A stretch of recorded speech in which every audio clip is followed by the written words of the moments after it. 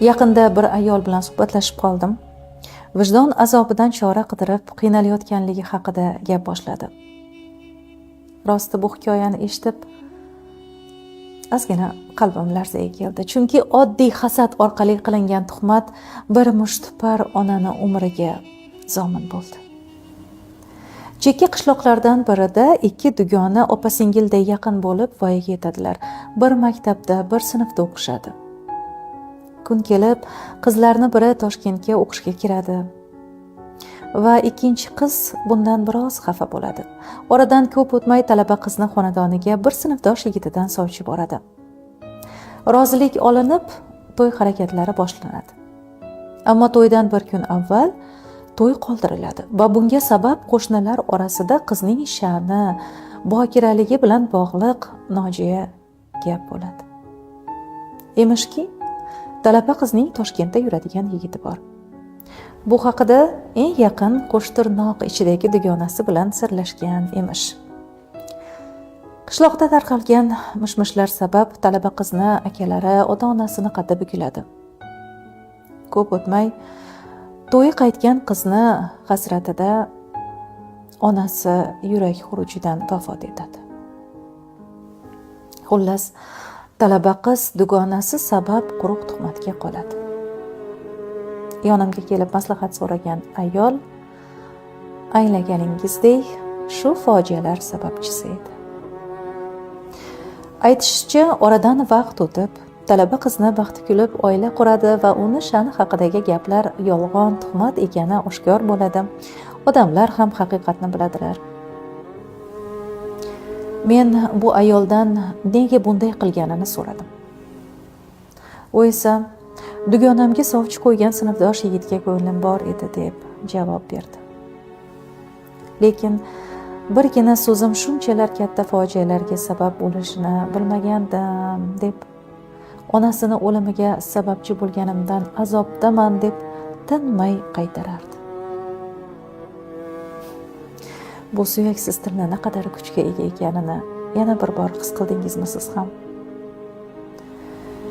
Bu voqeani eshitib, insonlar bejiz tuhmat balosidan omonlik tilamasligini anglash mumkin.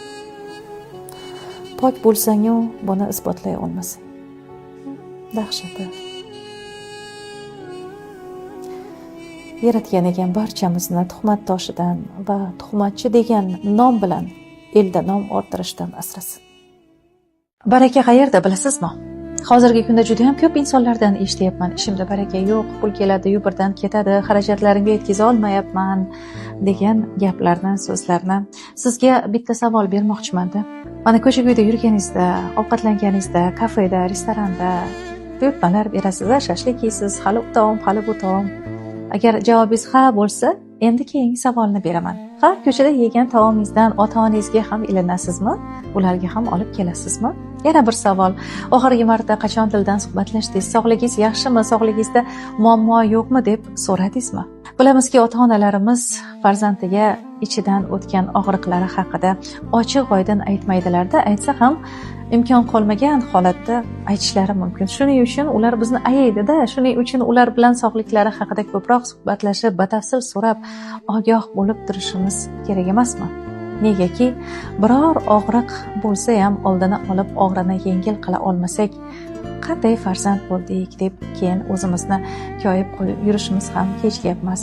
O'zim nechta yosh kattalardan eshitaman. Tizam og'riydi, bo'g'imlarda og'riq, o'tirib turishim qiyin, nima qilyapman, bilmayman, qanday o'tirib turyapman, og'riqlarga qanday sabr qilyapman degan gaplar. Bu joyda sizga eslatish vazifam deb bilaman.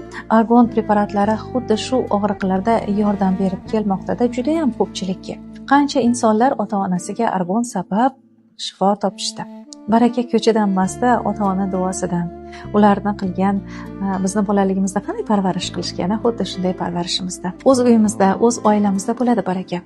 Azizlar, ular g'animat. Ular bilan ko'proq vaqt o'tkazing. Dildan gaplashing, og'rig'ini yengil qiling va ishoning, undan keyin baraka shunaqangi keladiki, tasavvur ham qilmagan ishlaringiz o'z-o'zidan bitib ketadi.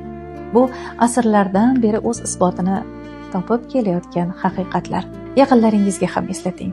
Zero eslatish sizga albatta manfaat beradi. Ana shu savobdan siz ham bir tomchi bo'lsa ham umidvor bo'lsangiz bo'ladi. Ayolni chiroyi o'tkinchi.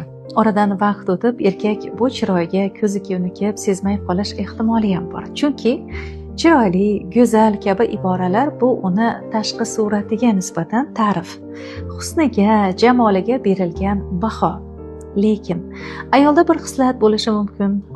To umrini oxirigacha insonni o'ziga rom qilib turadigan sifat u ayolning jozibasi, fahm farosati, aqli, madaniyati. Jozibani ko'z bilan ko'rib bo'lmaydi. Bu negaki ayoldan taraladigan energiya, quvvat, ming tashqi ko'rinishi go'zal bo'lsin ayolni. Agar insonni o'ziga tortib turadigan jozibasi bo'lmasa, yuragingiz jiz etmasa, uzoqqa bormaydi-da bu go'zallik ta'siri. Joziba esa ayolda umrini oxiriga qadar saqlanib qoladi. Uni gap so'zi, uni fahm farosati necha yoshda bo'lishidan qat'iy nazar hammani o'ziga tortib turadi. Jozibadorlik shunaqa narsa.